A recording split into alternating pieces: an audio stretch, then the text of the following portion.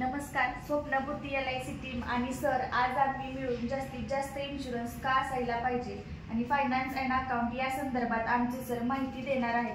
तर sir, please तुम्ही video सुरू करा. नमस्कार. ज्याप्रमाणे आपण एखाद्या टूरला चाललो असतो आणि मुंबईसारख्या विटीसारख्या रहदारीच्या ठिकाणी उतरलो तर आपल्यासोबत फॅमिली असते आणि मुलं बाळही असतात आणि बोजाही सामानाचा असतो. सगळंच घेऊन उतरताना आपली धांदल होते आणि आपल्याला धडत्या प्रवासाचा आनंद आपण फील करू शकत नाही किंवा आनंद आपण घेऊ शकत नाही. जर तो बोझा जो असतो आपल्यासोबत त्याचं काम जर कुलीला दिलं आपण तर तो बोझा कुली घेऊन व्यवस्थित गाडीत ठेवतो आणि त्या जर्नीचा आपल्याला आनंद घेता येतो.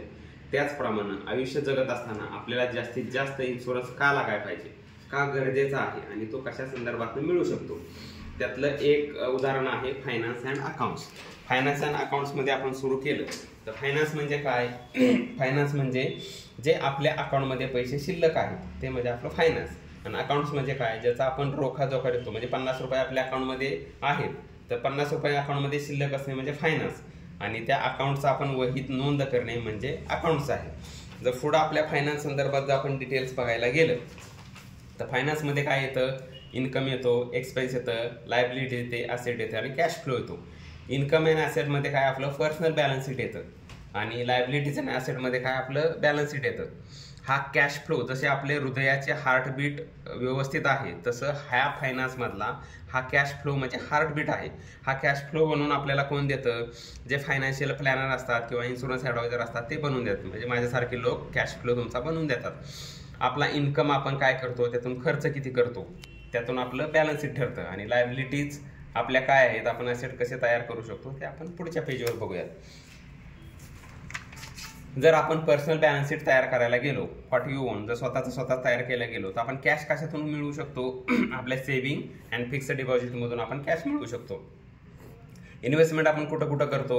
Share, bond, investment, property, business इन्व्हेस्टमेंटमध्ये करतो आणि लाईफ इन्शुरन्स पॉलिसीमध्ये करू शकतो. पर्सनल आपण ॲसेट कसं बनवू शकतो? रेसिडेन्शियल प्रॉपर्टीमध्ये आपलं पर्सनल ॲसेट असतं, पण भाड्याच्या घरात राहताना जेवढा आनंद होत नाही ज्यावेळेस आपण स्वतःच्या घरात राहायला जातो त्यावेळेस आपल्याला जास्त आनंद होतो. ज्वेलरी घेताना आपल्याला जास्त आनंद होतो, त्यातनं आपण पर्सनल ॲसेट बनवू शकतो.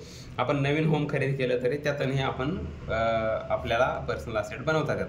लायबिलिटीजमध्ये काय करतो आपण? ज्या आपल्या जबाबदारी असतात, फॅमिली, मुलांचं शिक्षण, पेन्शन, कुठं टूरला जायचं आहे, ह्या ज्या आपल्या लायबिलिटीज जबाबदारी असतात त्या आपण बॉरोड फंड म्हणजे कुठनं तरी आपण फंड विकत घेऊन पैसे घेऊन आपण त्या पूर्ण करतो. जर स्वतःच्या आपण इन्कम अँड एक्सपेंडिचरमध्ये आपण तयार केलं, स्वतःचं नेट प्रॉफिट असेल तर आपण स्वतःचा फंड तयार करतो.